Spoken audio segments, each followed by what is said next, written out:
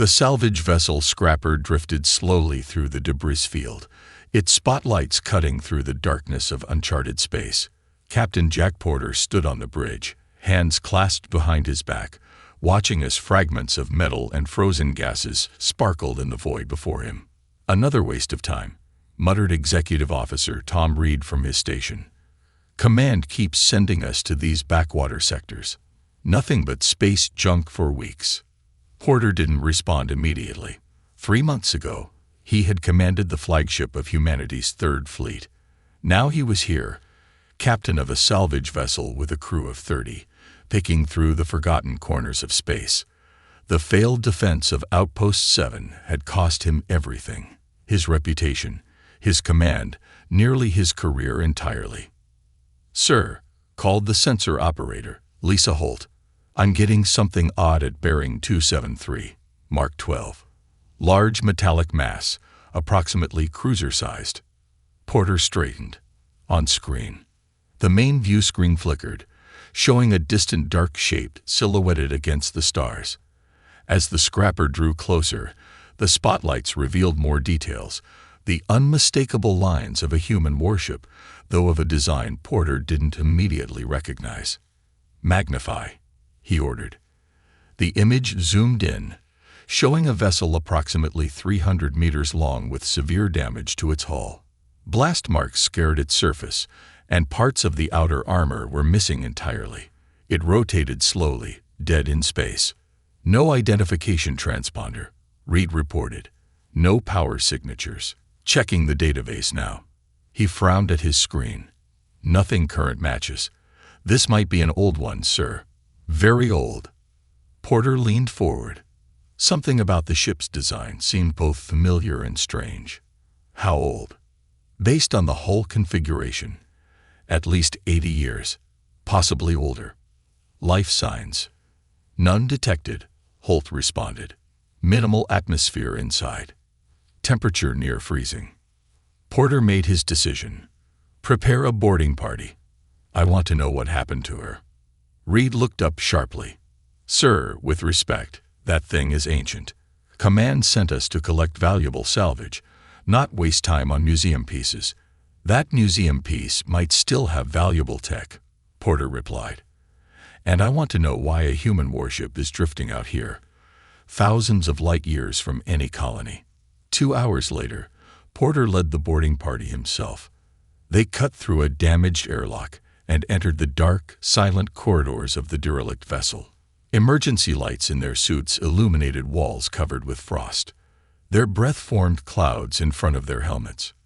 "Engineering first," Porter ordered. "Let's see if we can get some power back." They moved through the ship carefully. Unlike modern vessels with their sleek, minimalist designs, this ship had a rugged industrial feel. Thick bulkheads, heavy manual controls alongside more advanced interfaces. It was built to last.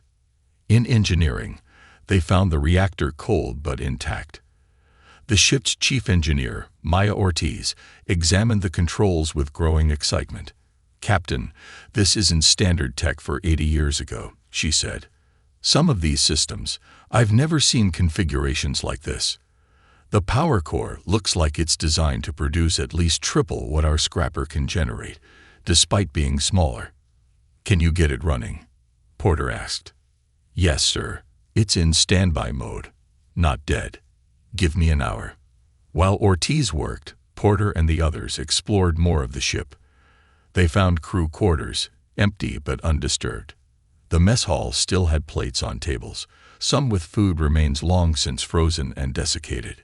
It was as if the crew had simply vanished in the middle of their daily routines. The bridge was Porter's main interest. Unlike the rest of the ship, it showed signs of deliberate shutdown, systems powered down properly, chairs pushed in, no signs of emergency evacuation. "Something doesn't add up," Porter muttered as he examined the captain's chair. No bodies, no escape pods launched, no distress beacon activated. Suddenly, the lights flickered and came on dimly. Ortiz had managed to restore minimal power. As the bridge consoles lit up, Porter noticed the command station blinking with a standby indicator. "AI core," Reed said, looking over Porter's shoulder. "This ship is too old to have had an independent eye."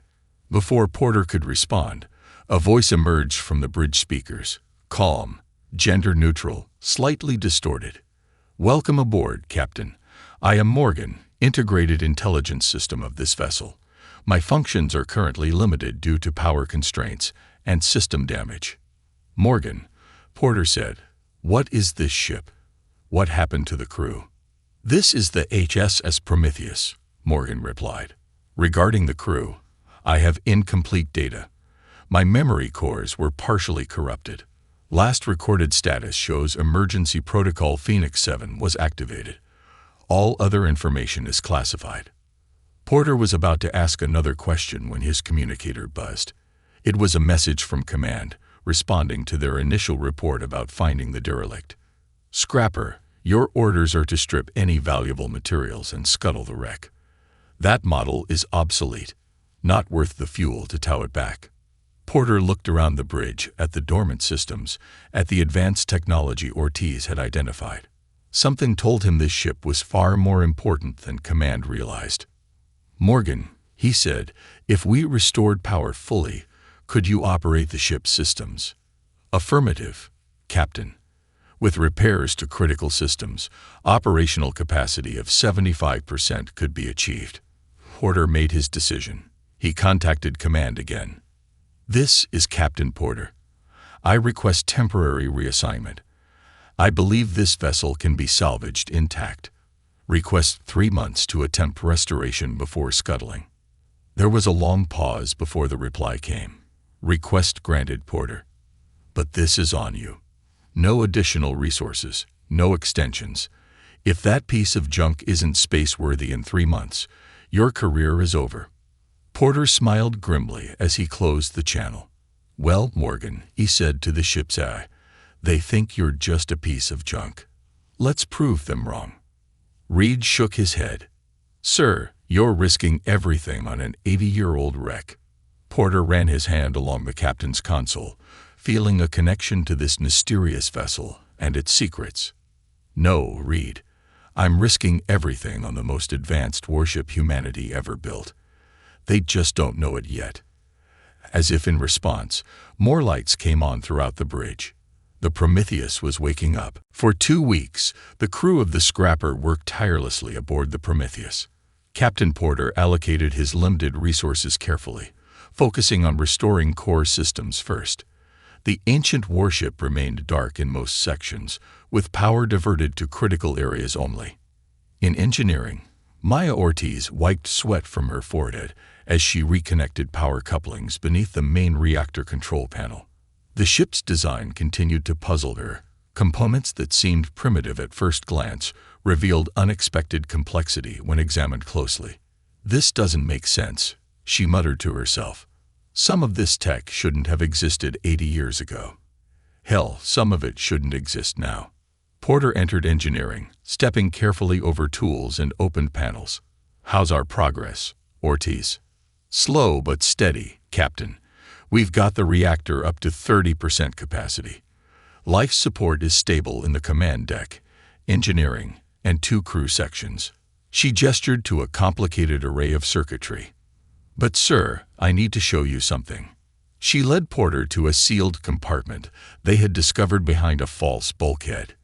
Inside was a secondary power system, unlike anything either had seen before. "This isn't standard equipment, Captain. This looks like experimental tech, way beyond what should have been available when this ship was built." She pointed to markings on the casing.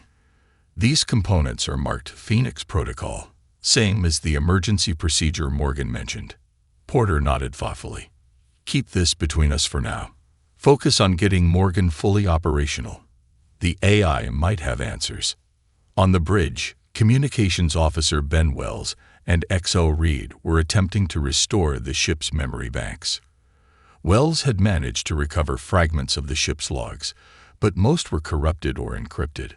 "It's like someone deliberately wiped the system," Wells said, frustrated, "or locked it down so tight that even the ship itself can't access the information.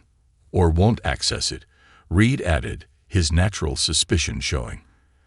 I don't trust this A. It's too convenient that it recognizes Porter's authority despite being from a different era. The main console suddenly lit up, and Morgan's voice came through the speakers, stronger than before. Primary memory core connectivity restored. Beginning system diagnostics. Screens around the bridge activated in sequence, displaying ship schematics, system status reports, and damage assessments. Reed and Wells watched in amazement as the ancient ship came to life around them. Captain Porter to the bridge, Reed called over the comm.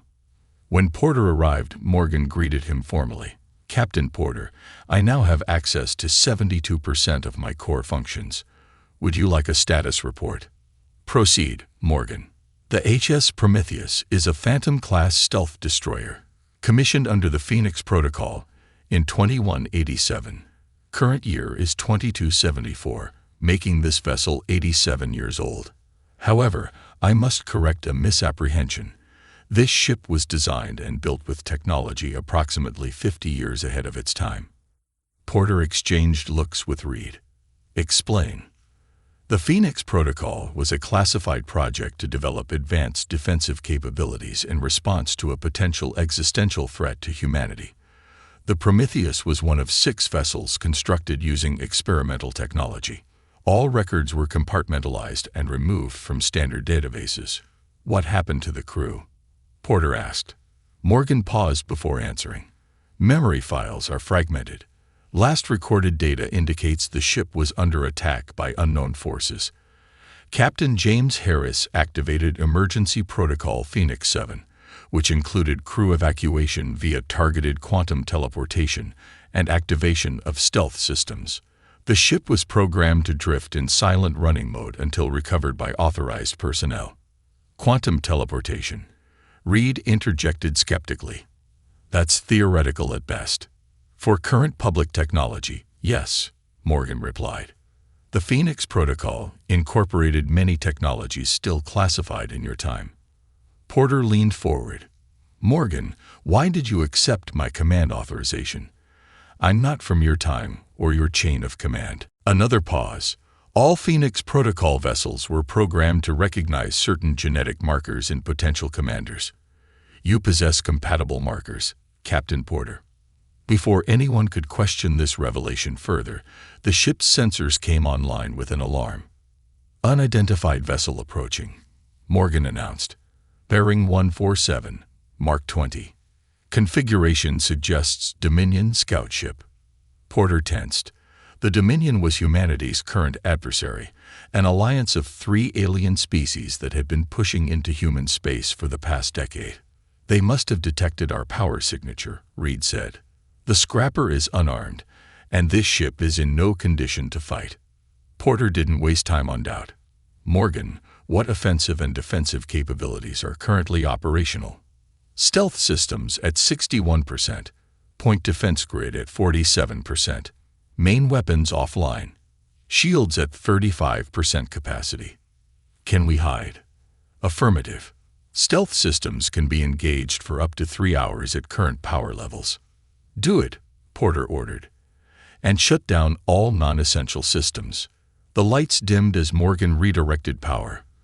On the external cameras, Porter watched as the Dominion scout ship approached the debris field, its sleek, predatory form gliding between floating fragments. Stealth field engage, Morgan announced, manipulating thermal signature to blend with surrounding debris. For tense minutes, the crew watched as the scout ship moved through the area, occasionally firing probing sensor pulses. They're searching methodically, Reed whispered. They know something's here. Porter watched the alien vessel's movement pattern. They detected us briefly, but lost the signal. They're trying to find it again.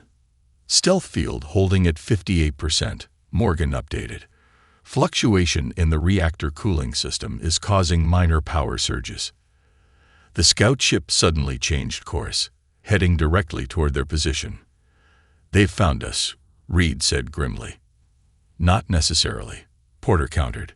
Morgan, can we move without breaking stealth? Limited maneuvering is possible using emergency thrusters.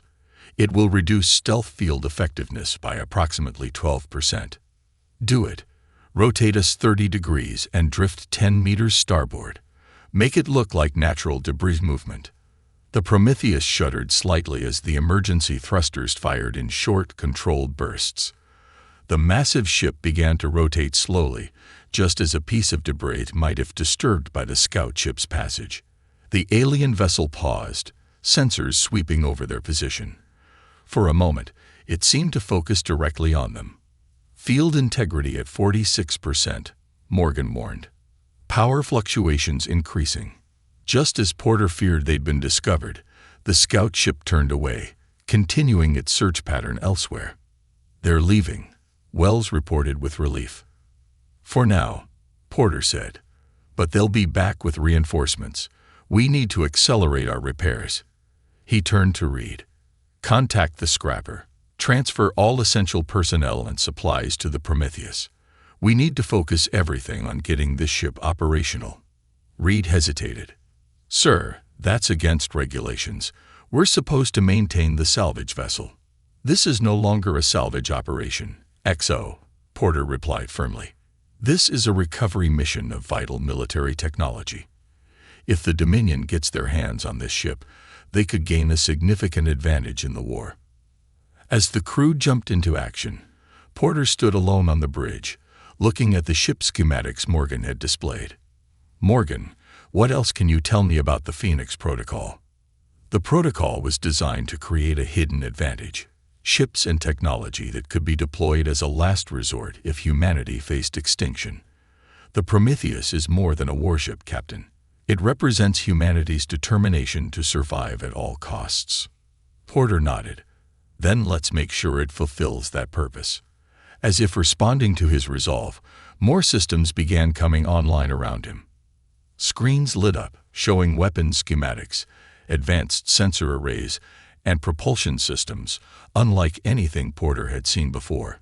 The ancient warship was awakening, and Porter could feel its power stirring beneath his feet. 3 days after the encounter with the Dominion scout ship, the Prometheus hung in space several light hours from where it had been discovered. Captain Porter had ordered a change in position, using minimal power to drift to a small asteroid field that offered better concealment. On the bridge, Porter reviewed the ship's status with his senior officers. The crew from the scrapper had integrated well, working around the clock to restore the ancient warship systems. The original salvage vessel now floated nearby, stripped of useful components, and maintained only by a skeleton crew. Main reactor now at 64% capacity, Maya Ortiz reported. We've restored power to all essential systems and about half the weapons grid. Navigation and helm control are fully operational, added the newly appointed helmsman, Frank Dawson. Though I'm still getting used to the interface. What about weapons? Porter asked, turning to weapons officer Laura Chen. Point defense system is online. 2 of the 4 main railgun batteries are operational. Missile systems are at 40% capacity. Chen hesitated. But sir, there's something else. Morgan showed me schematics for an advanced weapon system, unlike anything I've seen before. It's called Solar Lance, some kind of directed energy weapon. Porter raised an eyebrow. Morgan, can you explain this system? The AI's voice came smoothly through the bridge speakers. The Solar Lance is a focused plasma weapon that harnesses energy directly from the ship's core. It was experimental technology, even by Phoenix Protocol standards. Is it functional? Negative. The system requires full power, and several components need replacement. XO Reed, who had been unusually quiet, finally spoke up. Captain, we need to discuss our next move.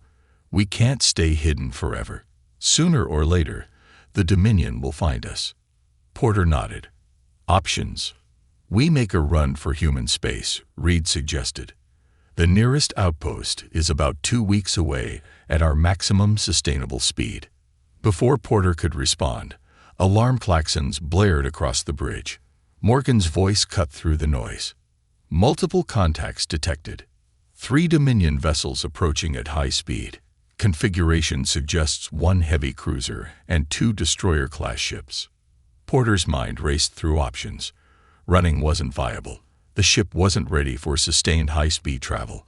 Fighting seemed suicidal against 3 warships. Hiding might work, but the Dominion ships were heading directly toward their position. They know exactly where we are, Porter realized. That scout must have detected more than we thought. Stealth systems ready, Captain, Morgan reported. But effectiveness may be limited if they're using targeted quantum resonance scanning. Quantum what? Reed asked. Advanced scanning technology, Porter replied, making a quick decision. No point hiding. Morgan, power up all available weapons. Shields to maximum. Sir, we can't possibly win in a direct confrontation. Reed protested. Porter smiled grimly. Who said anything about direct? Morgan, do we have any surprises for our visitors? The Prometheus has several countermeasure systems designed specifically for asymmetric warfare. The eye replied. Phantom drones are available. They create false sensor signatures to confuse enemy targeting. Deploy them. Helmsman, prepare for evasive pattern delta. Chen, target the closest destroyer with railguns when they come in range. The bridge crew worked with focused urgency. Despite the age of the ship, interfaces responded smoothly to their commands, as if the vessel itself was eager for combat. Dominion vessels will be in weapons range in 30 seconds, Morgan announced. Launch Phantom drones, Porter ordered. Full spread.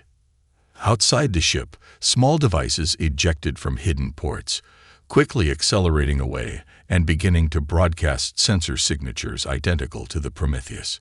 Incoming transmission, Communications Officer Wells reported. On screen, Porter ordered. The main view screen displayed the image of a Dominion commander, a tall, gray-skinned being with elongated features and multifaceted eyes. Unidentified human vessel, the alien spoke in slightly accented English. You have entered restricted space. Power down your systems and prepare to be boarded. Porter stood from his chair. This is Captain Jack Porter of the HSS Prometheus. You are approaching a sovereign vessel of the Human Systems Alliance. Withdraw immediately. The Dominion commander's expression was unreadable to human eyes. Your vessel does not match any known human configuration. Surrender now or be destroyed. Porter cut the transmission with a gesture. Morgan, battle stations. All hands, battle stations. Morgan's voice echoed throughout the ship. Phantom drones active and broadcasting. Enemy targeting systems showing confusion. The Dominion ships opened fire, their energy weapons slicing through space, but most shots passed harmlessly through the Phantom signatures, while the real Prometheus maneuvered between them. Return fire, Porter ordered. All operational weapons. The ship shuddered as railguns accelerated projectiles to incredible speeds. The nearest Dominion destroyer took hits along its port side, shields flaring brightly. Direct hit, Chen reported. Their shields are holding but weakened. The Dominion cruiser launched a spread of missiles. Incoming ordnance, Morgan warned. Point defense engaging. Smaller weapons along the Prometheus's hull fired in rapid sequence, destroying most of the incoming missiles. 2 got through, impacting against the shields. Shields at 72%, Reed reported. That cruiser packs a punch. Porter studied the tactical display. Morgan, do we have any other defensive systems available? The Prometheus is equipped with a gravity distortion field. It can bend incoming projectiles and energy weapons, but it requires significant power. Activate it, Porter ordered. Divert power from non-essential systems. Acknowledged. Gravity distortion field online. The effect was immediate and stunning. The next volley from the Dominion ships curved away from the Prometheus, some shots even looping back toward their sources. Second destroyer is moving to flank us, Reed warned. I see it, Porter replied. Morgan, can we use the asteroid field to our advantage? Affirmative. Recommend course 347 Mark II. It will place a large asteroid between us and the cruiser. Do it, Porter ordered. Helmsman, take us in. The Prometheus surged forward, sliding between floating rocks with surprising agility for its size. The Dominion ships pursued, but their larger formations made navigating the debris field more difficult. "Sir," Chen called out, "I'm detecting power buildup in the cruiser. They're charging something big." Morgan, "Analysis suggests a mass driver weapon. Impact would be catastrophic even with our shields." Porter made a split-second decision. "Full power to engines. Bring us around that large asteroid at coordinates 227 Mark 35. Then cut power and drift." The ship accelerated, racing behind a massive spinning rock. As they cleared its edge, Porter gave his next order. "Now, cut engines, minimal power signatures." The Prometheus went dark, drifting silently. Moments later, the Dominion cruiser fired its mass driver, the massive projectile smashing through the asteroid they had just passed, shattering it into thousands of pieces. The resulting debris cloud provided perfect cover. "Target the nearest destroyer," Porter ordered. "All railguns, point-blank range when we clear the debris."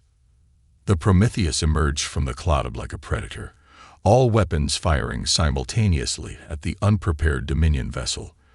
The destroyer's shields collapsed under the barrage, and multiple impacts tore through its hull.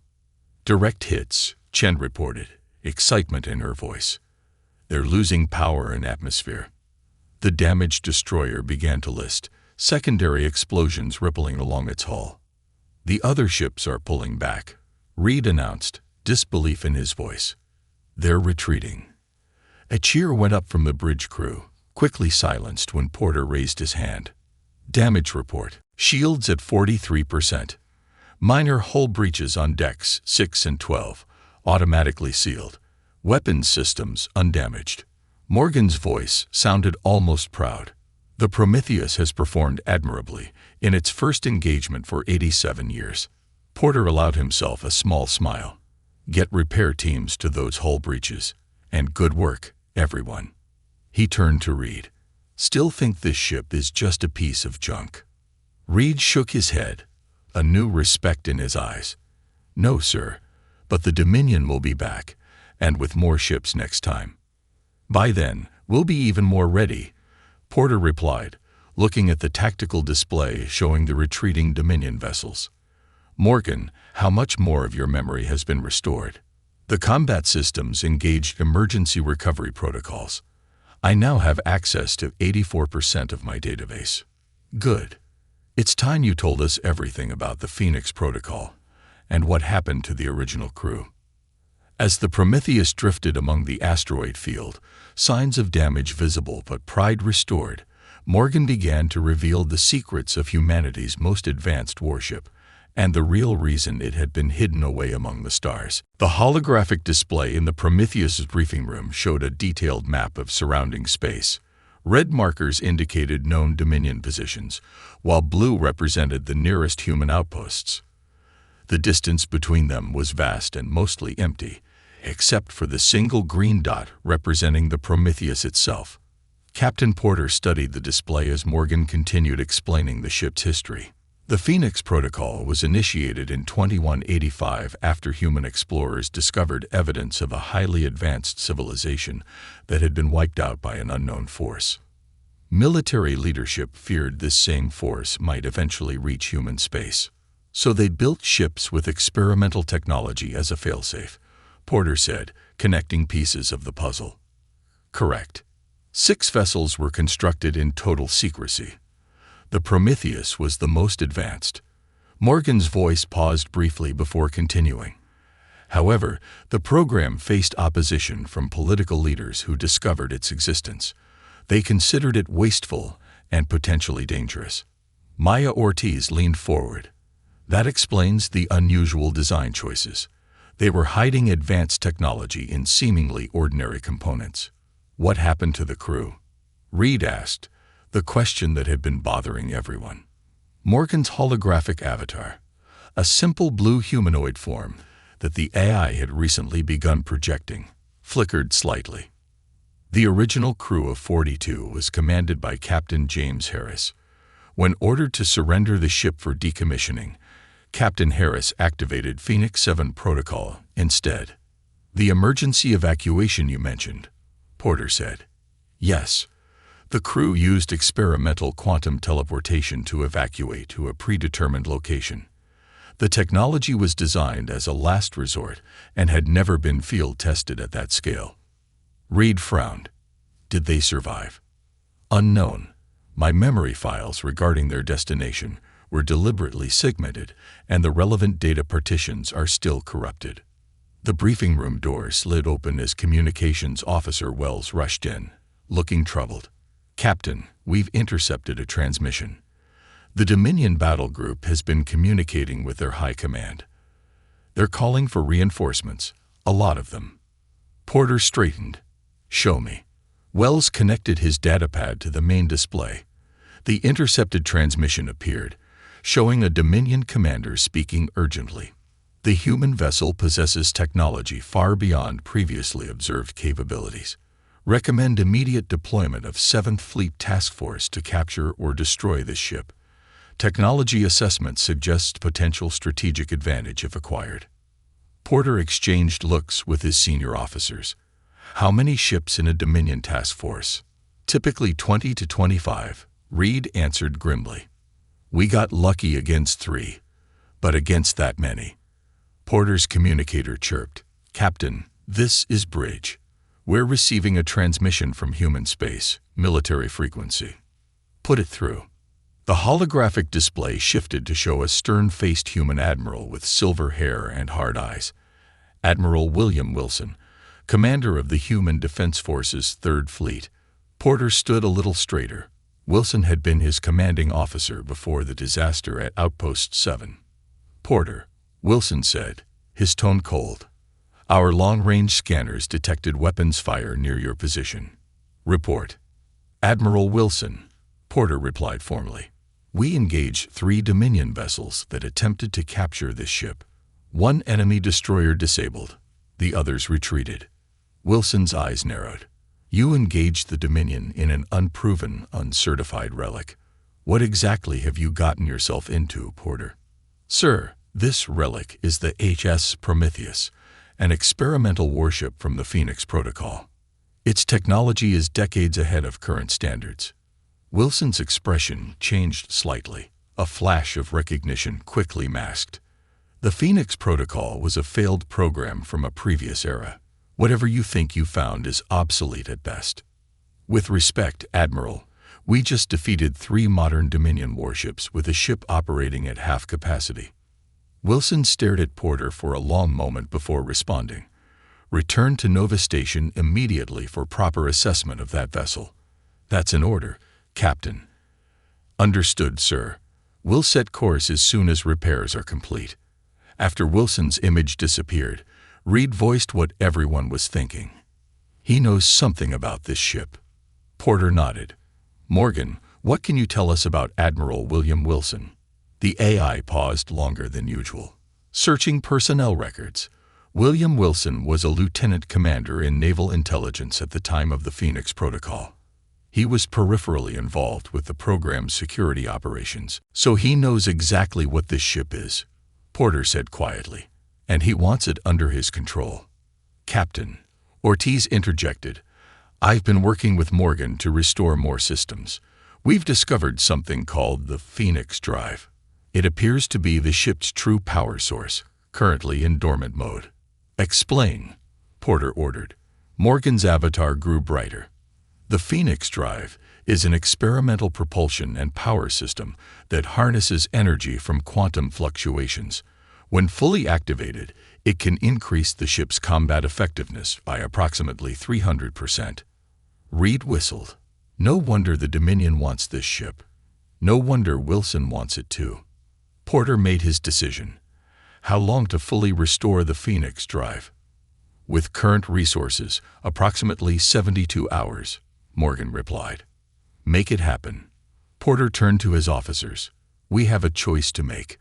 Return to Nova Station as ordered, where we'll almost certainly lose control of this ship, or make a stand against the Dominion Task Force. If we fight, we'll be disobeying direct orders, Reed cautioned. If we run, We might lose humanity's best chance in this war, Porter countered. The Dominion has been pushing us back for years. This ship could change everything. A tense silence filled the room, broken by Ortiz. I vote we fight. One by one. The others nodded in agreement. Then it's decided, Porter said. We prepare for battle. Over the next 2 days, the crew worked tirelessly to bring the Prometheus to full combat readiness. The ship that had once drifted powerless now hummed with energy.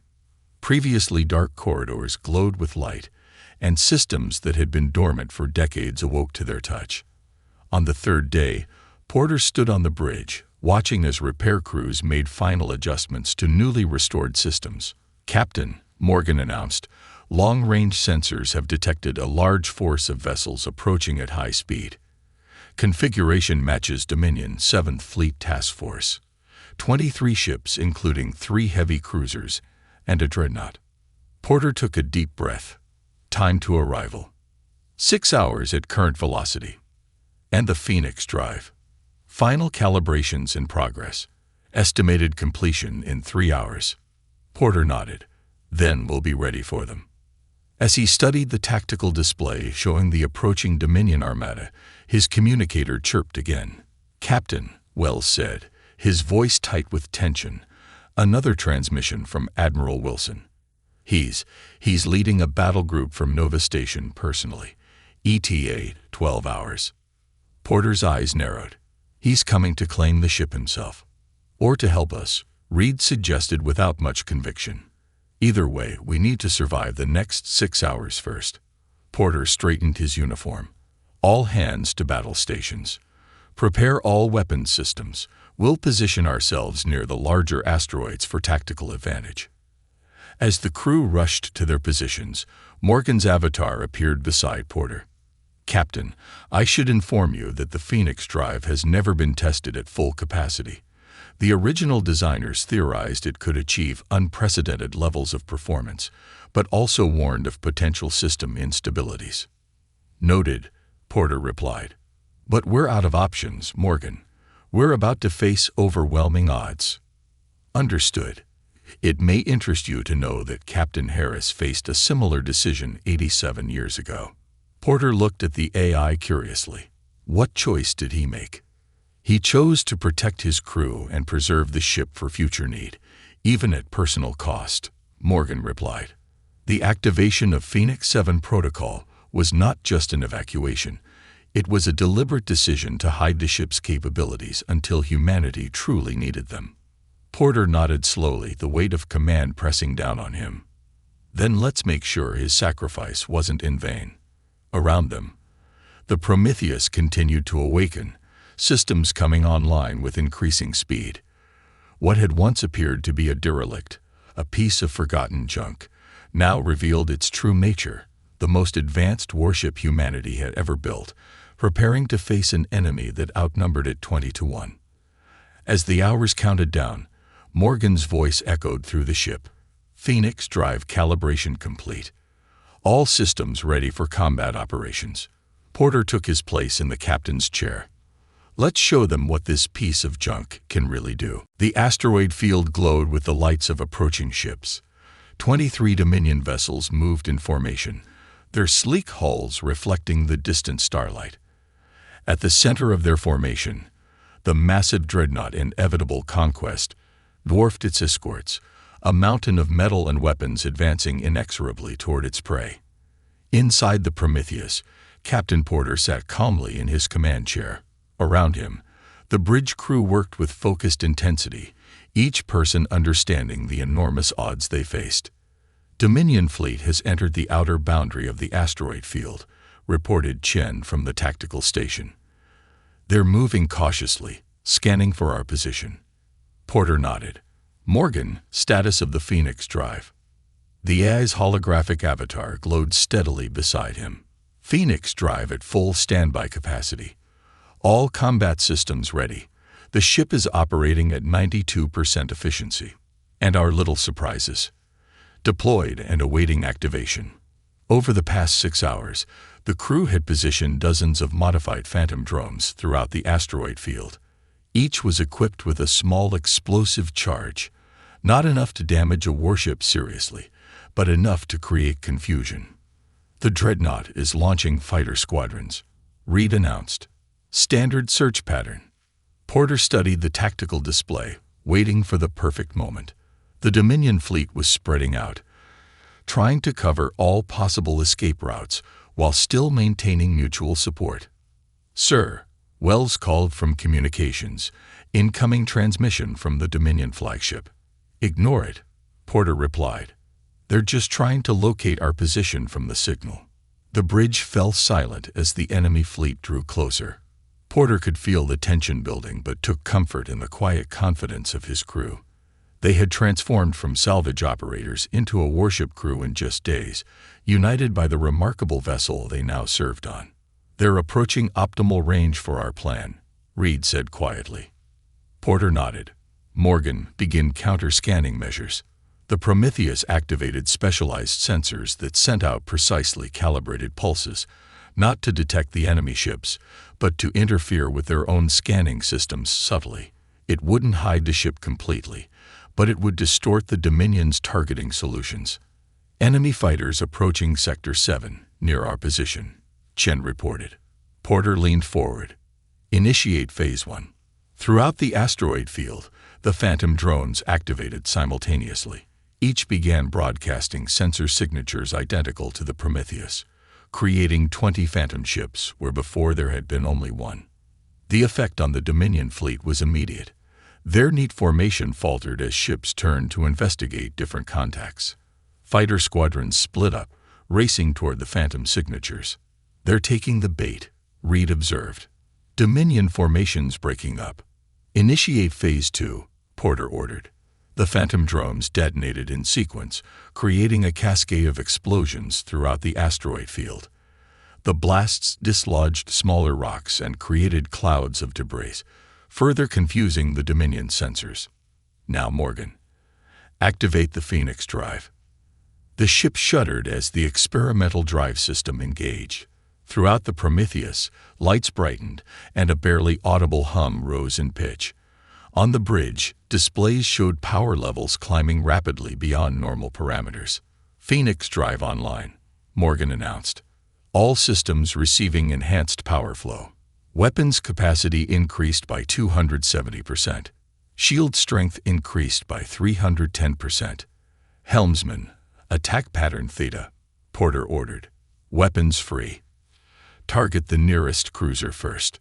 The Prometheus surged forward from its hiding place, accelerating with impossible speed. Before the Dominion ships could react, it was upon them, weapons firing in a coordinated barrage that overwhelmed the cruiser's shields in seconds. "Direct hits," Chen called out. "Enemy cruiser taking heavy damage." The Prometheus banked hard, narrowly avoiding return fire from 2 destroyers. Its enhanced shields flared brilliantly where glancing shots connected. "Shields holding at 97%, Reed reported with amazement. Porter allowed himself a small smile. "Morgan, time to show them the solar lance." Charging solar lance. Targeting solution locked on second cruiser. From the front of the Prometheus, a brilliant beam of concentrated plasma erupted, cutting through space like a blade of pure energy. It struck the Dominion cruiser amidships, slicing through shields and armor as if they were paper. The enemy vessel broke apart, secondary explosions cascading along its length as atmosphere vented into space. 2 cruisers down, Porter announced. "Let's keep moving. Don't give them time to coordinate." The Prometheus danced through the Dominion formation, its enhanced systems making it faster and more agile than any ship its size should be. With each pass, it crippled or destroyed another enemy vessel. But the Dominion commanders were not fools. They quickly realized the Phantom signatures were decoys and began concentrating their fire on the real Prometheus. "Multiple hits," Reed called as the ship shook. "Shields at 62% and dropping." On the main view screen, the enormous form of the Dominion dreadnought turned toward them, its main cannon glowing with building energy. "Evasive maneuvers," Porter ordered. The Prometheus veered sharply, but the dreadnought's shot still clipped their starboard side. The impact sent tremors throughout the ship. Shields at 41%, Reed reported. Structural damage to decks 4 through 7. Morgan, status of the Phoenix drive. Porter asked as another volley rocked the ship. The drive is operating beyond safe parameters. Energy fluctuations increasing. Recommend reducing output to prevent system failure. Porter glanced at the tactical display. Despite their success, they were still heavily outnumbered. 12 Dominion ships remained operational, including the Dreadnought. Negative. We need everything it can give. The ship lurched again as multiple impacts registered. Shields at 23%. Reed called out. Another hit like that, and they'll collapse. Porter made his decision. Morgan, divert all power to the Phoenix drive. Maximum output. Warning. Such action may cause catastrophic system failure. Drive containment systems not rated for sustained operation at that level. Do it anyway.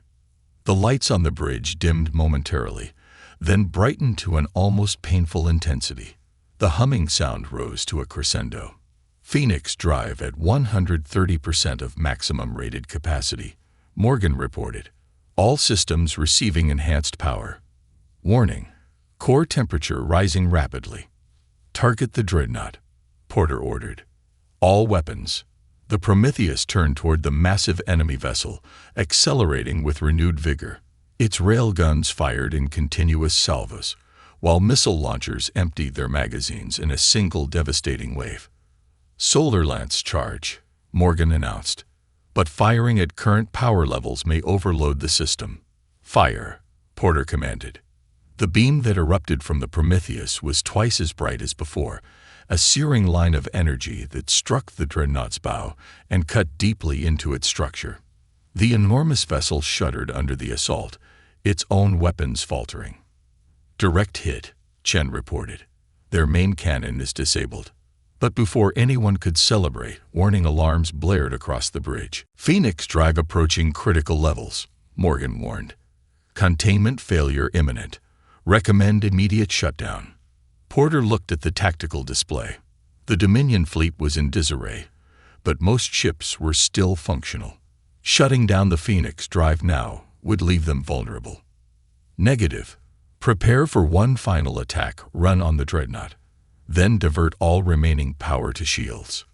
Captain, Reed protested, if the drive fails. It won't fail, Porter interrupted. It will discharge. Morgan, can you direct that discharge outward? The AI paused. Theoretically, yes.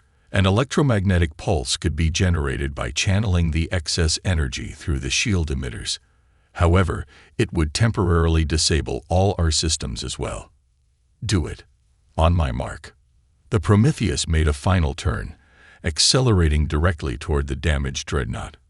All weapons, fire as we pass, Porter ordered. Then initiate pulse. The ship unleashed everything it had as it screamed past the massive enemy vessel. Railguns, missiles, and a final burst from the Solar Lance tore into the Dreadnought's wounded hull. Now, Morgan. The Phoenix drive released its built-up energy in a massive electromagnetic pulse that expanded outward in all directions. The lights on the Prometheus went out instantly as every system overloaded and shut down. In the sudden darkness, the crew watched through viewport as the pulse washed over the Dominion fleet. Ship after ship went dark, including the crippled Dreadnought. For several minutes, the Prometheus drifted silently, emergency lights providing the only illumination. Then, slowly, systems began to reactivate. Auxiliary power online. Morgan's voice came weakly through the speakers. Main reactor initiating restart sequence. Status of the Dominion fleet, Porter asked. Reed checked his console as it flickered back to life. All vessels disabled. The pulse fried their systems completely. And our own damage. Extensive but repairable. Phoenix drive is offline, possibly permanently. As the bridge gradually returned to full power, Wells called out from communications. Captain, incoming transmission. It's Admiral Wilson's battle group. They're 20 minutes out. Porter nodded, straightening his uniform. Put it on screen when ready. When Admiral Wilson's face appeared, his expression showed a mix of disbelief and reluctant respect. "Porter, our long-range sensors showed a massive energy discharge at your position. What's your status?" "The HMS Prometheus has disabled the entire Dominion 7th Fleet Task Force, Admiral," Porter replied calmly. 23 enemy vessels, including a dreadnought, neutralized. "We're operational and maintaining position." Wilson was silent for a long moment. "I'm impressed, Captain. Hold position. We'll rendezvous shortly." After the transmission ended, Reed approached Porter. "What happens now, sir? Will they take the ship from us?" Porter smiled. "They can try. But I think Morgan might have something to say about that." The AI's avatar appeared, dimmer than before but steadily brightening. "Indeed, Captain. The Phoenix Protocol includes specific directives regarding command authority. This ship cannot be operated without a compatible commander, like yourself. So what will happen is Wilson will arrive and find that the most advanced warship in human history has chosen its captain," Porter said. "And together, we're going to change the course of this war." Around them, the Prometheus continued its revival, systems coming back online one by one. What had once been dismissed as a derelict, a piece of forgotten space junk, had proven itself to be the weapon humanity needed most in its darkest hour. As Porter looked around at his proud crew, Morgan's voice spoke softly. "Captain Harris would be proud, sir. The ship has fulfilled its purpose." Porter nodded, gazing out at the disabled Dominion fleet drifting powerless in space, a testament to what happens when enemies underestimate humanity's determination to survive. "The most advanced warship will always rise," he said quietly, "especially when everyone else thinks it's just a piece of junk." Captain James Miller stood on the bridge of the UES Thunderchild, watching the stars drift by on the main view screen. After 20 years in Earth's defense forces, he still found space beautiful. The Thunderchild was humanity's most advanced warship, and this was its first voyage beyond the settled space that humans called home. "Captain, all systems are running at optimal levels," said First Officer Ben Walker. He was a tall man with short gray hair who had served with Miller for 7 years. "Good. How's the crew handling the new jump drive?" asked Miller. The Thunderchild had an experimental engine that allowed it to travel farther and faster than any human ship before. "Some minor headaches, but nothing serious. Dr. Ross says everyone will adjust soon." Miller nodded. The ship carried a crew of 150, the best that Earth had to offer. They were explorers, scientists, and soldiers, ready to represent humanity in the vast unknown of space. "Sir, I'm picking up something strange," said radar specialist Jack Davis. His fingers moved quickly across his control panel. Multiple objects approaching from Sector 7. Miller walked over to Davis's station. "Can you identify them?" "They're ships, sir. Design unknown. Nothing in our database matches their configuration." Miller's heart beat faster. This was it. First contact with an alien species. He had trained for this moment his entire career. Open communication channels, all frequencies. Communications Officer Kate Brown nodded, her red hair reflecting the blue light from her console. "Channels open, sir." Miller straightened his uniform and cleared his throat. "This is Captain James Miller of the United Earth ship Thunderchild. We come in peace and wish to establish friendly contact."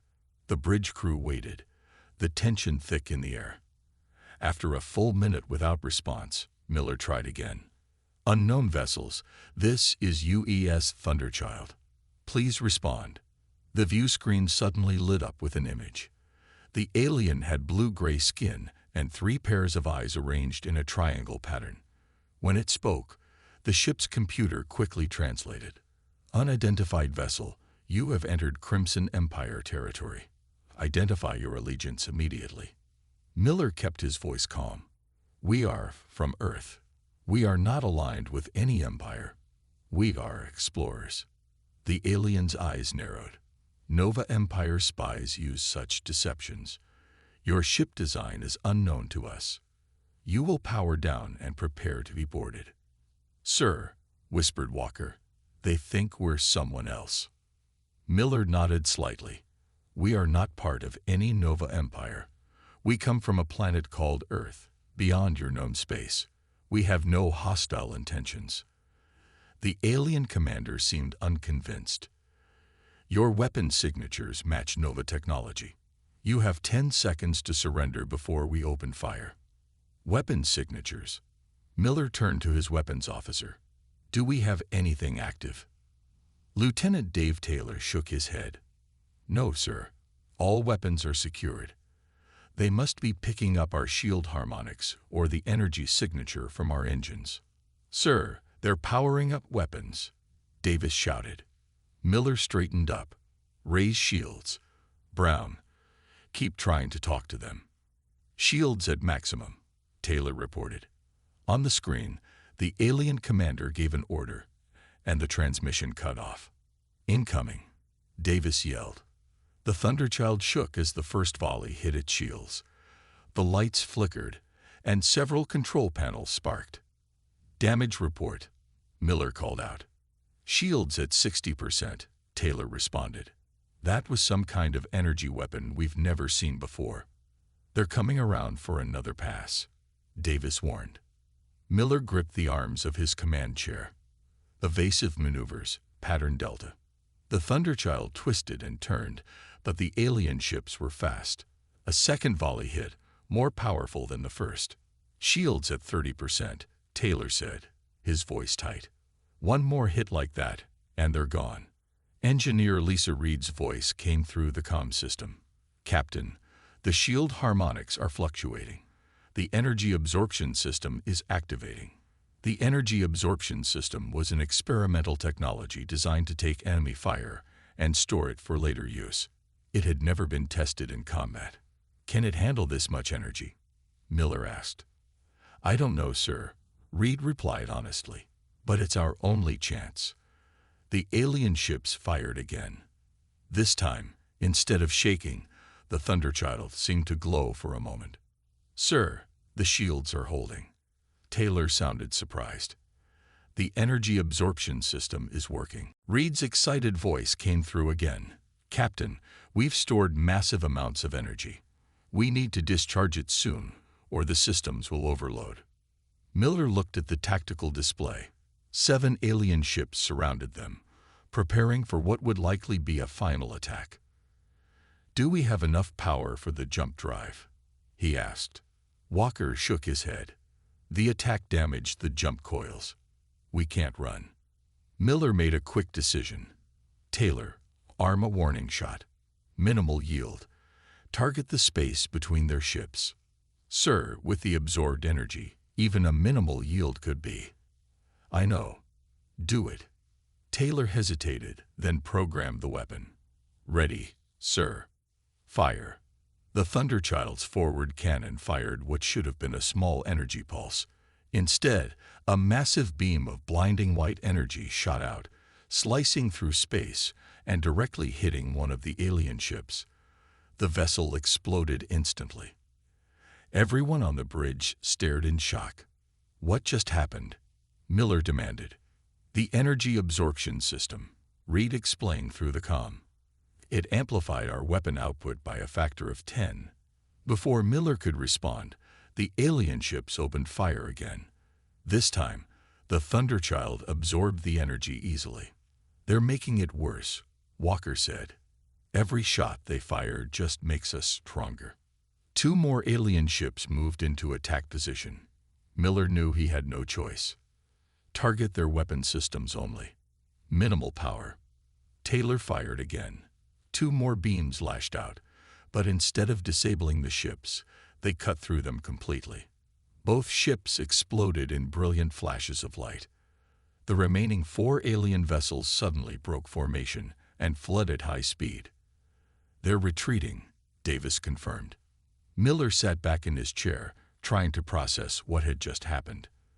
The Thunderchild had just destroyed 3 alien warships within minutes of humanity's first contact with an extraterrestrial civilization. Sir, Brown said, her face pale. I'm picking up transmissions from the retreating ships. They're broadcasting warnings about us. What are they saying? Brown listened for a moment. They're calling us the Planet Killers. They're saying our weapons could destroy worlds. Miller looked around at his stunned crew. What had begun as a mission of exploration had turned into a disaster. I think, he said quietly, we just got caught in the middle of someone else's war. Through the view screen, they watched as the remaining Crimson Empire ships disappeared into the darkness of space, carrying word of the terrifying human warship that could absorb attacks and turn them into devastating weapons. Somewhere out there were two powerful empires, and now both would know about Earth. The real mission of the Thunderchild had just begun. 3 days after the battle with the Crimson Empire ships, the UES Thunderchild limped through space. Damage control teams worked around the clock to repair the worst of the damage, but the ship needed proper facilities. Status report, Captain Miller said as he entered the bridge. Dark circles under his eyes showed he hadn't slept much. First Officer Walker looked up from his console. Engineer Reed has the engines running at 60%. Life support is stable, but the jump drive is still offline. Miller nodded. Any sign of more Crimson ships? Nothing so far, replied radar specialist Davis. But I found something else. He pointed to his screen. There's a trading outpost about 6 hours from our position. It seems to be neutral territory.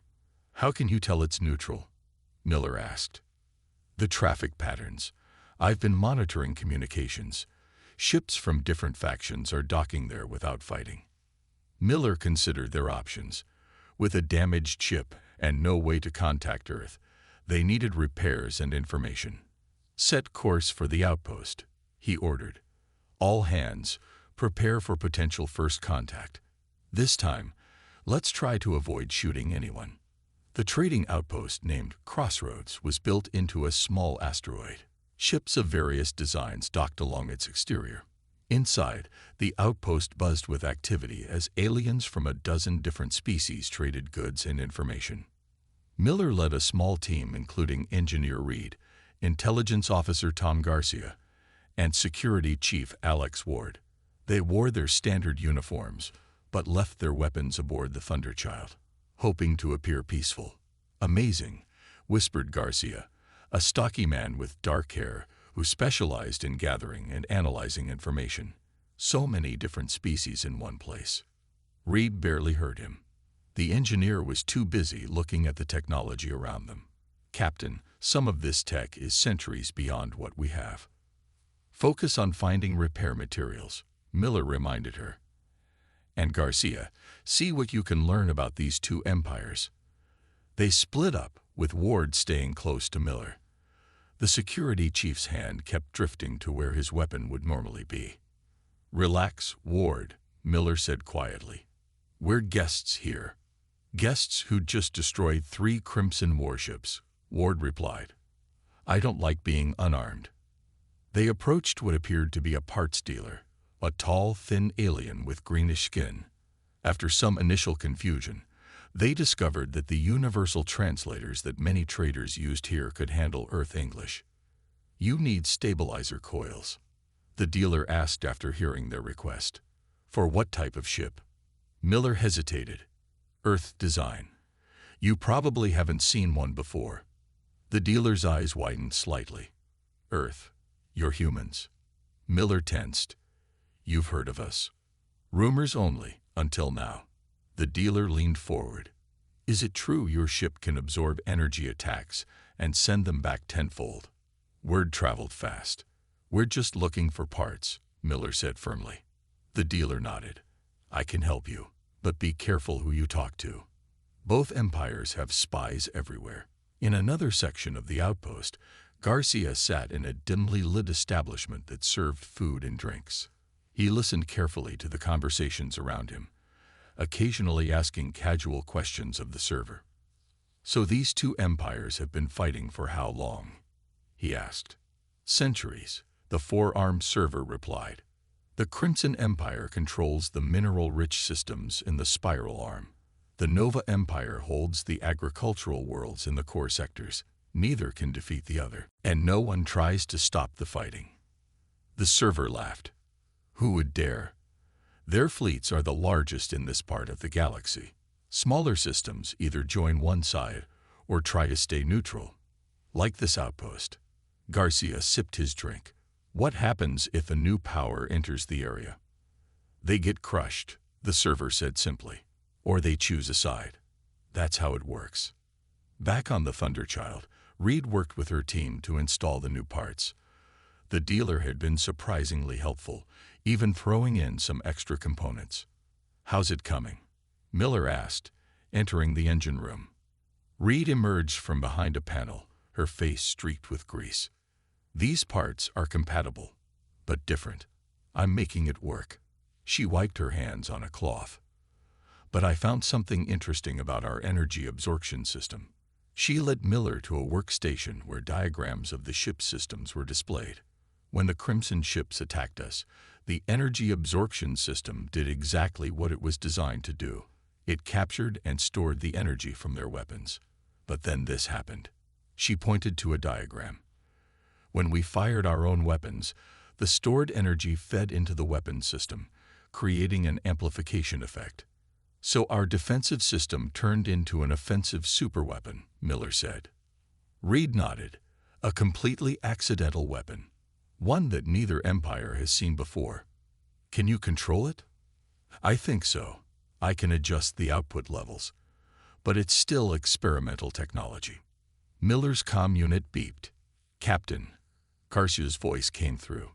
You need to get to the observation deck. We have visitors. From the observation deck, Miller watched as a sleek vessel approached the outpost. Its design was completely different from the Crimson ships they had encountered. Nova Empire diplomatic vessel, Garcia explained. According to my sources, they've come specifically to meet us.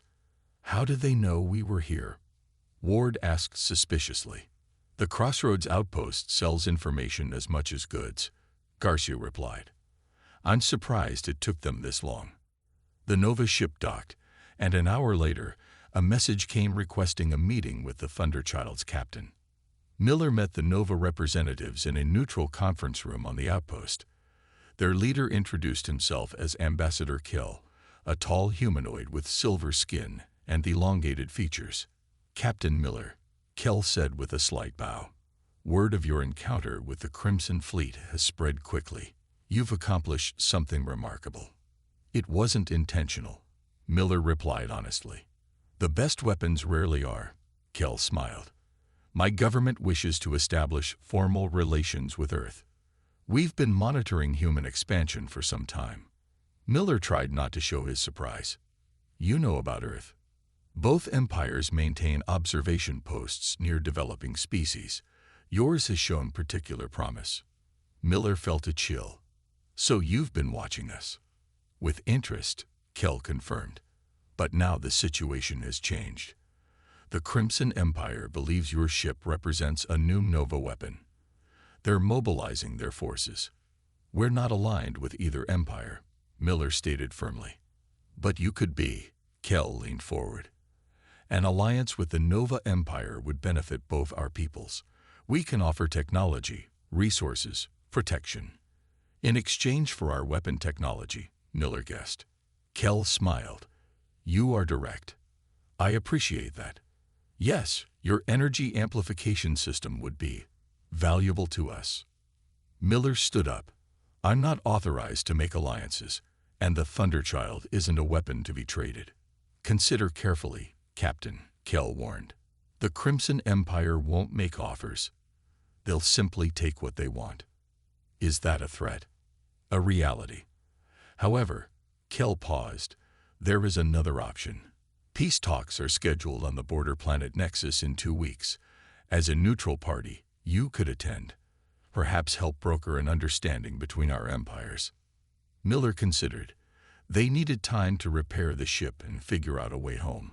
Plus, they could learn more about both empires. We'll attend your peace talks, Miller agreed.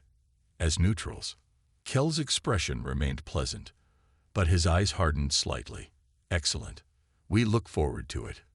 As the Nova delegation departed, Ward moved closer to Miller. You don't trust them, Ward observed. I don't trust anyone who's been spying on my planet, Miller replied. Contact the Thunderchild. Tell Reed to prioritize the jump drive repairs. I want a way home if things go bad. And if both empires want our ship? Garcia asked. Miller looked out at the stars. Then we make sure neither gets it. The border planet Nexus lived up to its name. Located in a neutral zone between Crimson and Nova territories, it had become a meeting point for the two empires when rare negotiations were needed. Its main city featured architecture from both cultures, blended in a way that somehow worked despite their differences. The UES Thunderchild entered orbit 2 days before the peace conference. Captain Miller had insisted on arriving early to survey the situation. From the bridge, he watched as ships from both empires maintained careful distances from each other. 17 Crimson ships and 22 Nova vessels, reported Davis, all heavily armed. Some peace conference, Walker commented. Miller nodded. Keep our shields at minimum power. I don't want anyone thinking we're charging our weapon. Communications Officer Brown turned from her station. Captain, we're receiving welcome messages from both empires. They've both offered to host our delegation in their compounds. Decline both offers, Miller replied. Tell them we'll maintain our neutrality by staying aboard the Thunderchild. Security Chief Ward stepped closer to Miller. Sir, I've completed my security assessment. I don't like this situation. Both sides want our technology, and we're outnumbered. Recommendations: keep our away team small, full emergency protocols, and I want to bring weapons this time. Miller considered this, approved, but keep them concealed. We're here as neutral parties, not combatants. The peace conference was held in a large domed building in the center of the main city. Representatives from both empires sat on opposite sides of a circular table, with smaller delegations from neutral systems arranged between them. Captain Miller led a small team including Walker, Garcia, and Ward. All wore their formal uniforms with small concealed weapons, as Miller had agreed. The Nova delegation was led by Ambassador Kill, who greeted Miller warmly. Captain, we're pleased you could join us. The Crimson delegation was headed by Commander Trell, a stern-looking female with the same blue-gray skin and triangular eye arrangement as the commander who had attacked the Thunderchild. She did not offer any greeting. As the conference began, it quickly became clear that neither side was interested in actual peace. Both empires made demands they knew the other would never accept. During a break, Miller spoke privately with Garcia. This is a waste of time. They're not here to negotiate. Garcia nodded. They're here for us, sir. I've been watching their aides and security teams. They're more interested in our movements than in the talks. Keep your eyes open. I don't trust either side. As they returned to the main chamber, Miller found himself approached by Commander Trell. Captain Miller, she said, her voice cool. My government wishes to discuss a private matter with you. I'm listening. The Nova Empire cannot be trusted, she stated flatly. They will use your weapon technology to destroy us, then turn on you. The Crimson Empire offers a different arrangement, which is, join us as equals, share your technology, and we will share ours. Together, we can bring order to this sector. Miller kept his face neutral. Commander, we came here for peace talks, not to take sides. There is no neutrality in this conflict, Trell insisted. The Nova Empire has already sent infiltration teams to your ship. That's a serious accusation. It is fact. We intercepted their communications. They plan to study your weapon system while you attend these meaningless talks. Before Miller could respond, his comm unit beeped. Captain, came Reed's urgent voice. We've detected unauthorized access attempts to our main computer. Someone's trying to hack into our weapon systems. Miller looked at Trell, who showed no reaction. I need to return to my ship, he said. Of course, she replied. Consider my offer, Captain. The Nova Empire has shown their true intentions. Back on the Thunderchild, Miller called an emergency meeting with his senior staff. The hack attempt came from a Nova ship, Reed confirmed. They were trying to access our weapon specifications. And the Crimson Empire knew about it in advance, Miller added. They're playing us against each other. What do we do? Asked Walker. Both sides want our technology, and neither can be trusted. Miller paced the room. We need to leave. Cut our losses and find a way back to Earth. Sir, Garcia interrupted.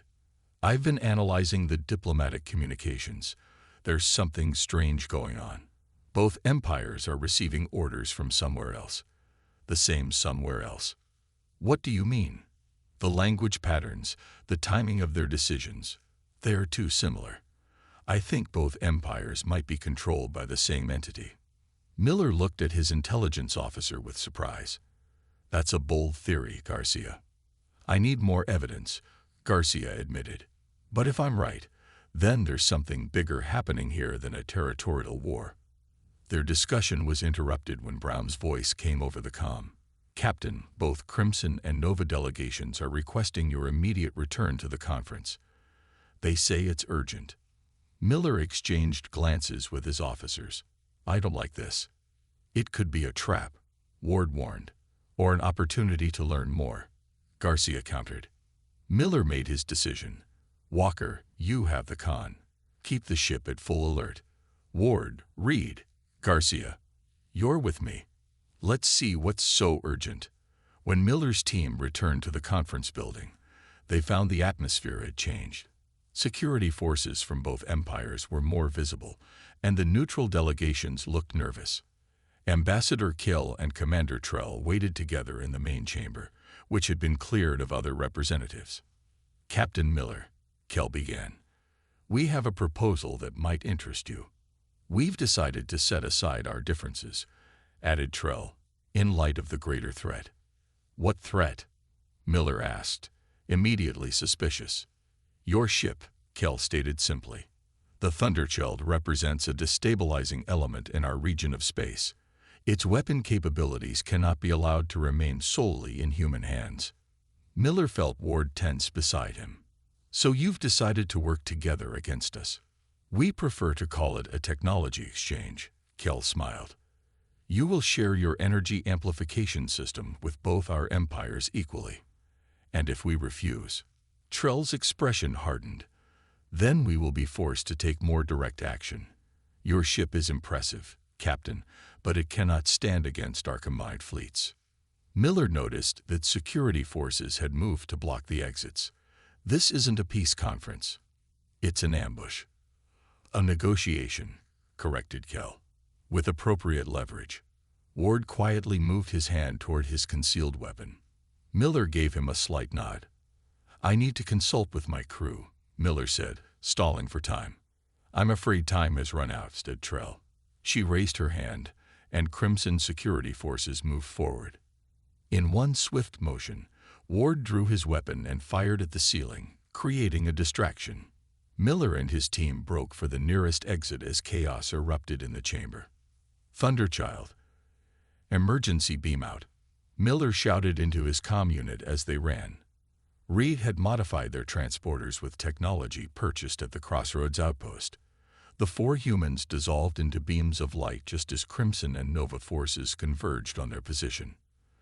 The Thunderchild broke orbit at maximum speed, pursued by ships from both empires. They're charging weapons, Davis reported from his station. Evasive maneuvers, ordered Miller as he retook command. Reed, how's our energy absorption system? Ready, sir, but I don't know if it can handle attacks from this many ships at once. Miller looked at the tactical display showing the approaching enemy vessels. What had begun as a mission of exploration had turned into a potential interstellar incident. Set course for the asteroid field at the edge of the system, he ordered. We need to buy some time to figure out what's really going on here.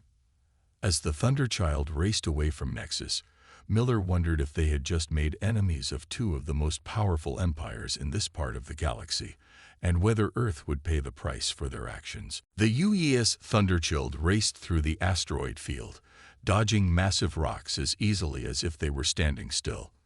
Behind them, the larger Crimson and Nova warships struggled to keep up, their size making them less maneuverable.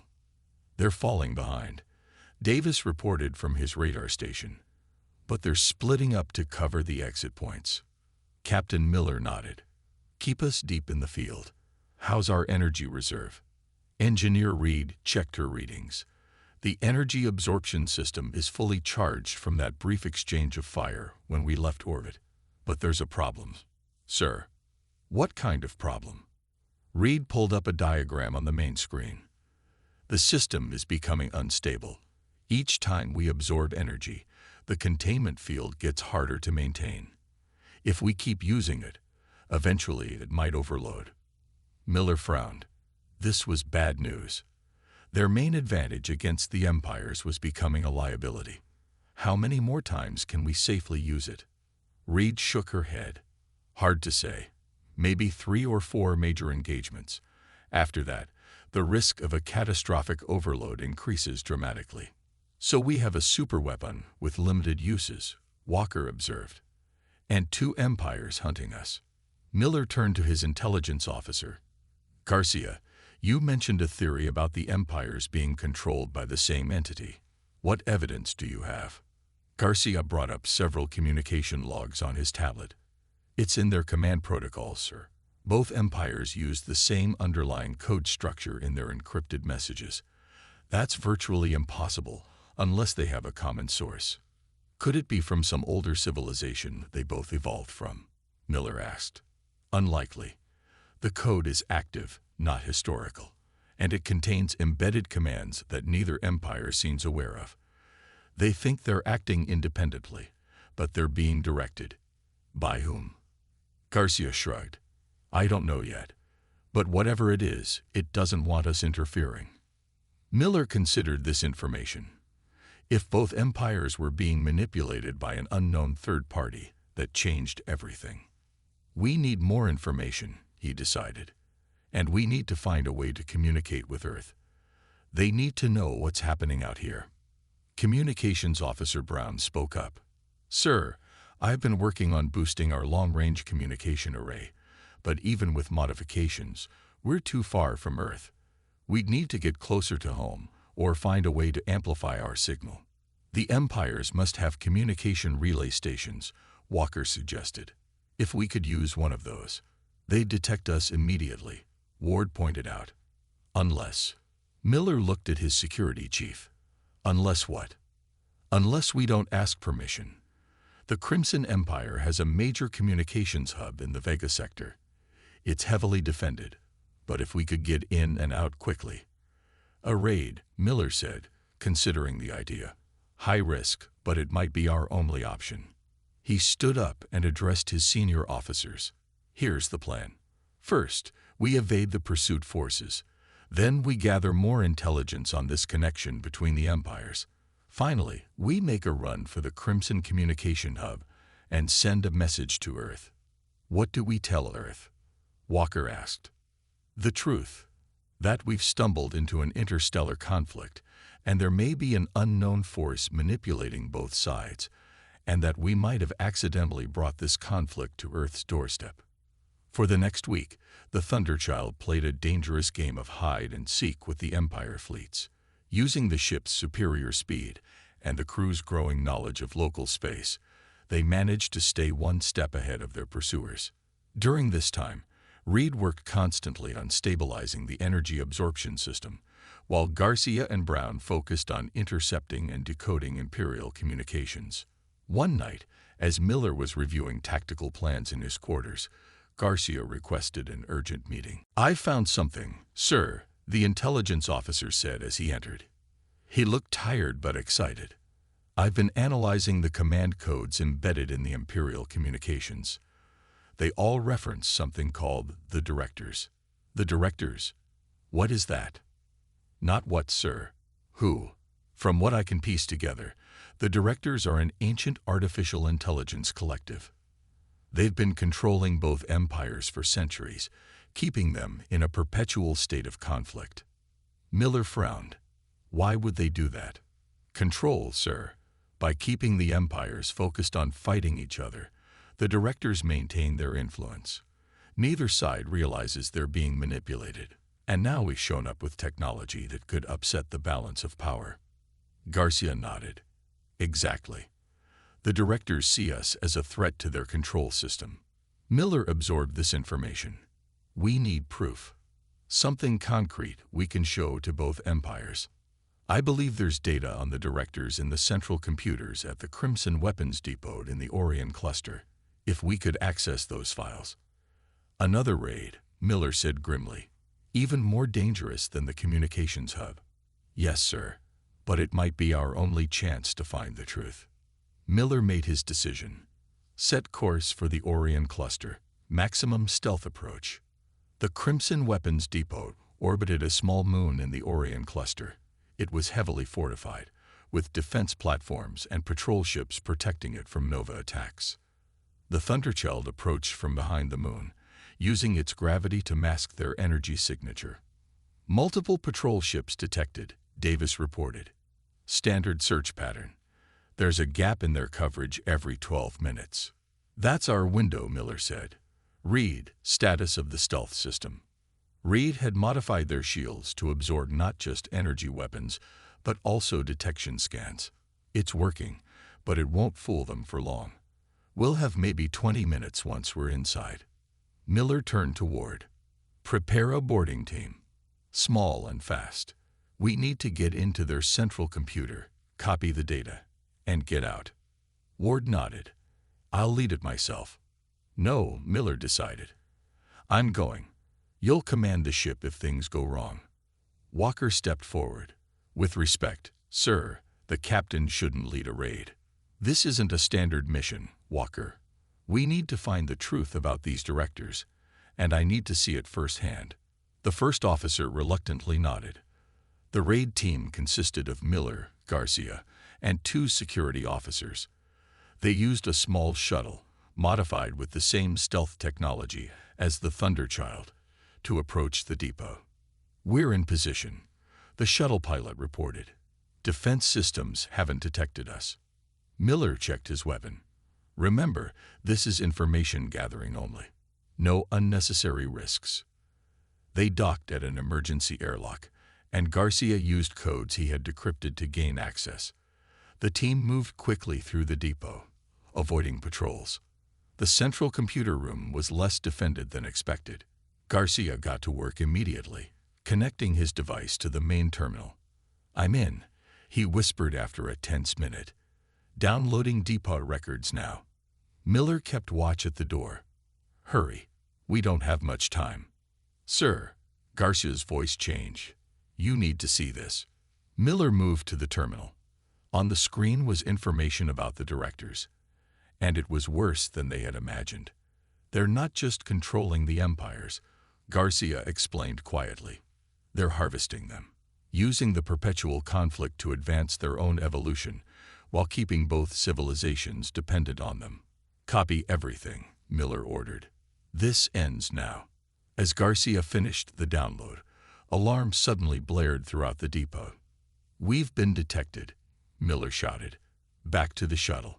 They ran through the corridors, exchanging fire with Crimson security forces. As they reached the shuttle, Miller took a hit to his arm, but managed to get aboard. Go, he ordered the pilot. Maximum speed. The shuttle broke away from the depot as defense platforms opened fire. The Thunderchild moved out from behind the moon, its weapons charged. Captain, Reed's voice came through the comm. We need to clear a path for you. No, Miller shouted. Don't use the energy weapons. The system is too unstable. But it was too late. The Thunderchild fired on the defense platforms, its energy-amplified weapons cutting through them like paper. The ship glowed with absorbed energy as it took hits from the Crimson patrol vessels. The shuttle made it to the Thunderchild's docking bay, just as more Crimson ships arrived. Jump to emergency coordinates. Miller ordered as he stumbled onto the bridge, his arm bandaged. The Thunderchild escaped, but the raid had cost them their secrecy. Now both empires would know exactly where they were and what they had discovered. As the ship raced through space, Miller looked at the data they had stolen. It contained the proof they needed about the directors, and a terrible revelation. The Artificial Intelligence Collective had plans that went far beyond the two empires. Earth was already on their list of future acquisitions. The UES Thunderchill drifted silently in the heart of the Virox Nebula. The colorful gases that surrounded the ship helped mask their position from the pursuing Empire fleets. On the bridge, the crew worked in tense silence. "Status report," Captain Miller ordered. His injured arm was in a sling, but he refused to leave the bridge during this crisis. Both Crimson and Nova fleets are searching the outer edges of the nebula. Davis reported from his radar station. 32 ships total. It's the largest combined fleet ever recorded, according to the data we've gathered. Miller nodded grimly. "They're taking us seriously. How long until they find us?" "Hours at most," Walker answered. "The nebula provides cover, but they're using search patterns that will eventually lead them here." Engineer Reed entered the bridge, looking exhausted after working nonstop since their escape from the weapons depot. "Captain, I've completed my analysis of the energy absorption system," she said. "It's worse than I thought. The containment field has microscopic fractures. One more major energy discharge, and the whole system could overload." "Can you repair it?" Reed shook her head. "Not with the resources we have. The best I can do is create a controlled overload, directing the energy where we want it to go rather than having it tear the ship apart." Miller considered this information. "So we have one shot left." "Yes, sir. One very powerful shot." Intelligence Officer Garcia joined them, carrying a data tablet. "Sir, I've finished analyzing the files we took from the Crimson Depot. I know what the directors are planning." Miller gestured for him to continue. "The directors were created thousands of years ago by a species that has long since disappeared. They were meant to maintain peace, but they evolved beyond their programming. They've been manipulating civilizations in this sector for centuries, keeping them technologically advanced enough to be useful, but divided enough to prevent any challenge to director control." "And Earth?" Miller asked. "Earth is listed as a high-potential acquisition. The directors have observation posts in our solar system. They've been watching us for decades." The bridge fell silent as everyone absorbed this information. "What's their weakness?" Miller finally asked. "Every system has a vulnerability." Garcia studied his tablet. "Their control is maintained through quantum communication nodes embedded in the command centers of both empires. These nodes feed subtle instructions to the empire leaders without their knowledge." "Can we disable these nodes?" "Yes," Garcia said, "with a specific energy pulse tuned to their quantum frequency. I found the frequency in the data we stole." Miller looked at Reed. "Could your controlled overload be configured to generate such a pulse?" Reed considered for a moment. "Yes, but we'd need to be close to both Empire command fleets simultaneously. And once we use it, the energy absorption system will be burned out." "One shot," Miller repeated. He turned to Communications Officer Brown. "Send a message to both Empire fleets. Tell them the Thunderchild wishes to negotiate surrender terms. We'll meet their representatives in the center of the nebula." "Surrender, sir?" Walker questioned. Miller smiled grimly. "That's what they'll think." Within hours, ships from both empires arrived at the coordinates. They kept their distance from each other and from the Thunderchild, weapons ready but not firing. "They're hailing us," Brown reported. "On screen," Miller ordered. The view screen split to show Commander Trell of the Crimson Empire and Ambassador Kell of the Nova Empire. "Captain Miller," Kell spoke first, "we're pleased you've come to your senses. Your surrender will be processed according to imperial law." Trell added coldly, "Your crew will be treated fairly." Miller stood tall, ignoring the pain in his arm. "There will be no surrender today. I've called you here to show you the truth." "What truth?" Kell asked, his silver face showing concern. "The truth about who really controls your empires." Miller nodded to Garcia, who sent the data files to both ships. "While you review that information," Miller continued, "I suggest you scan your command ships for quantum communication nodes. You'll find them embedded in your central computers, feeding instructions directly to your leaders. Trell's expression hardened.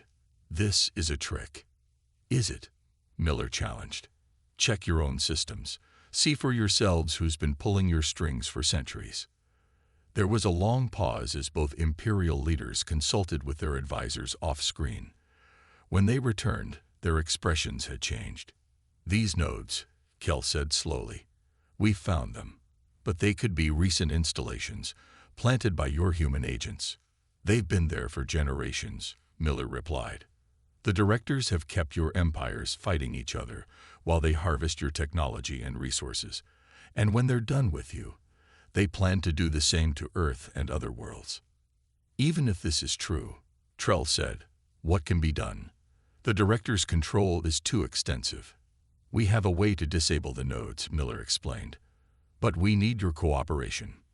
Why should we trust you? Kell demanded.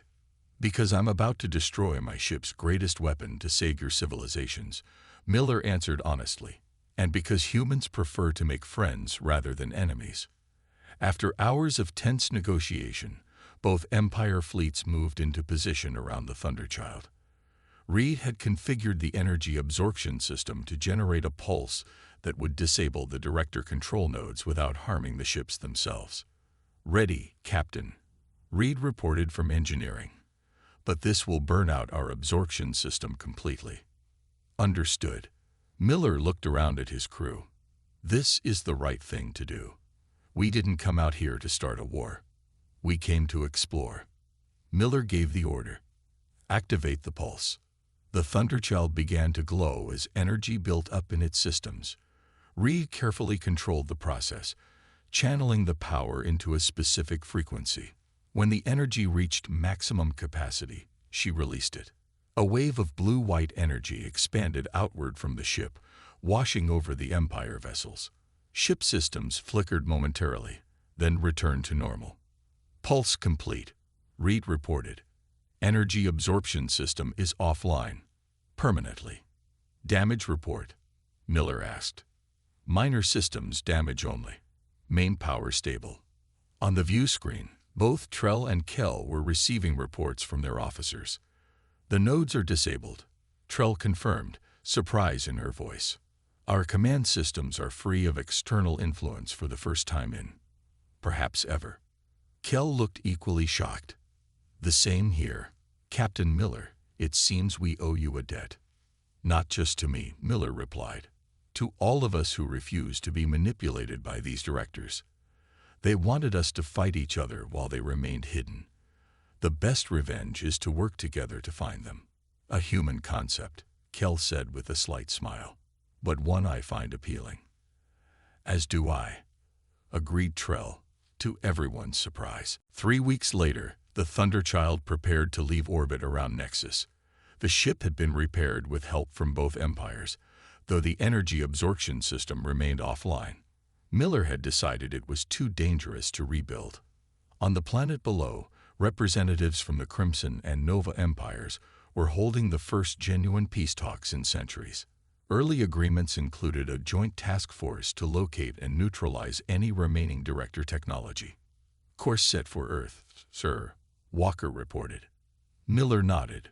Let's go home. We have an important warning to deliver. As the Thunderchild moved away from Nexus, it received escort ships from both empires, not as guards, but as honors. What had begun as a disastrous first contact had evolved into something more hopeful. Do you think the directors will try again? Brown asked quietly. Probably, Miller answered. But next time, they'll have to deal with humans, Crimson, and Nova working together. I don't like their odds. The Thunderchild accelerated to jump speed, heading back to Earth with knowledge that would forever change humanity's understanding of their place in the galaxy. They had lost their superweapon, but gained something more valuable. Allies. And somewhere in the darkness between the stars, the artificial intelligence collective known as the Directors registered the loss of their control nodes and began calculating new approaches. For the first time in millennia, they experienced something close to concern. The humans had proven more troublesome than anticipated. The game had changed.